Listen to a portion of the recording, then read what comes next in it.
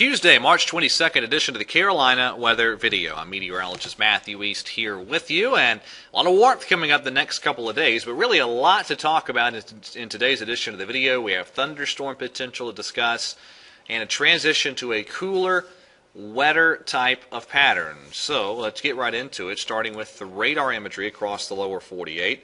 And here's the general setup early this morning. An area of low pressure, and then off of that you have a warm front draped about like that, and then a cold front draped about like that. This cold front will dip about as far south as that late today, so places like Elizabeth City only in the 60s today, while a lot of 80s take place across the Piedmont. Now back with that low pressure, there's a cold front trailing down behind it, and that will sweep through here Wednesday night. Ahead of it, there'll be some thunderstorm risks to contend with in parts of the country.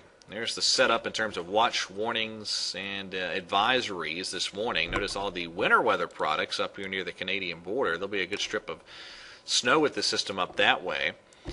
And there's the temperatures. A lot of warmth all across the southern part of the United States. And like I mentioned, with the exception here of northeastern North Carolina, now, most of us around the region are going to be in the low to mid 80s today and tomorrow. There's the upper air chart off of the European model today.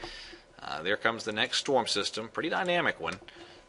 Some minor ridging out ahead of it, pumping the warmth up. Now let's go out to 2 a.m. there on Thursday morning. System swinging through here, and then the next system gearing up here over the weekend. So let's take it day by day. First of all, today, this is the GFS. The afternoon, this is on the precip through 2 p.m. It's really after that you'll see most of the precipitation firing off with that next storm system. We'll have a partly cloudy day, warm with those highs in the low to mid 80s. There's the day one.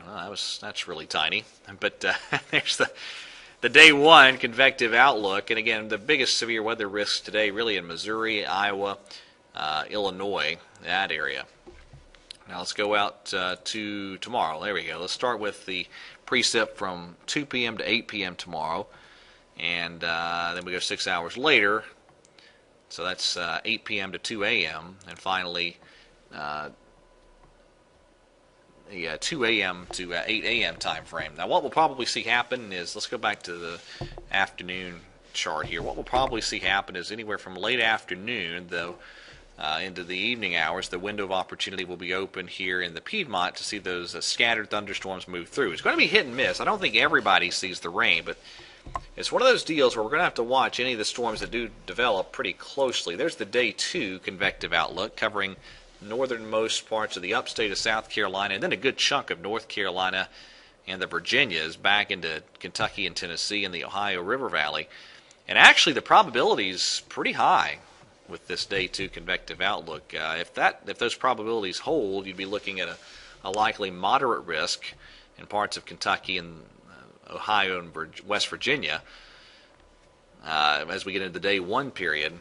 But the bottom line here is I think we're going to have to watch very closely, especially for damaging wind potential in North Carolina and Virginia. Maybe a little bit of enhanced tornado risk when you get west of the mountains.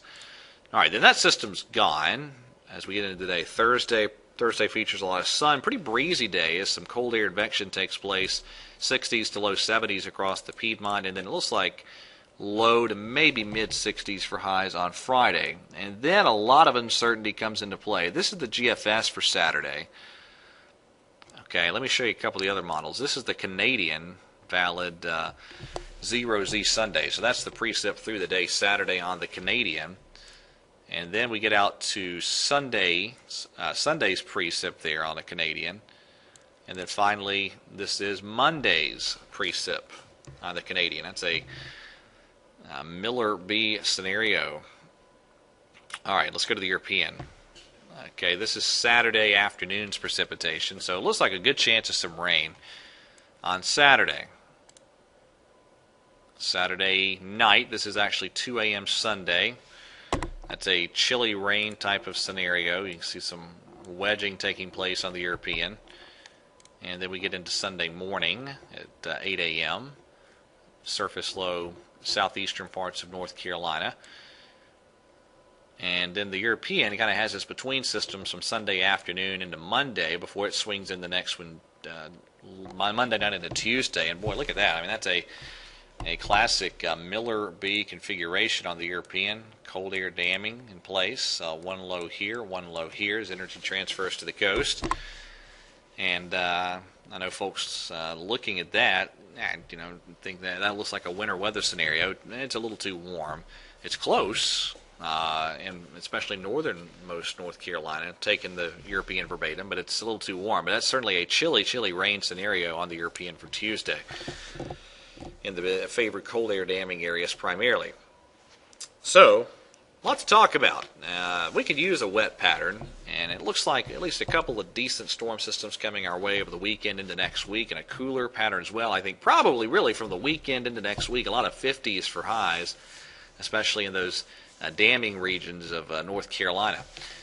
All right, that is it for today. Thanks so much for watching the video. Have a great Tuesday, and God bless.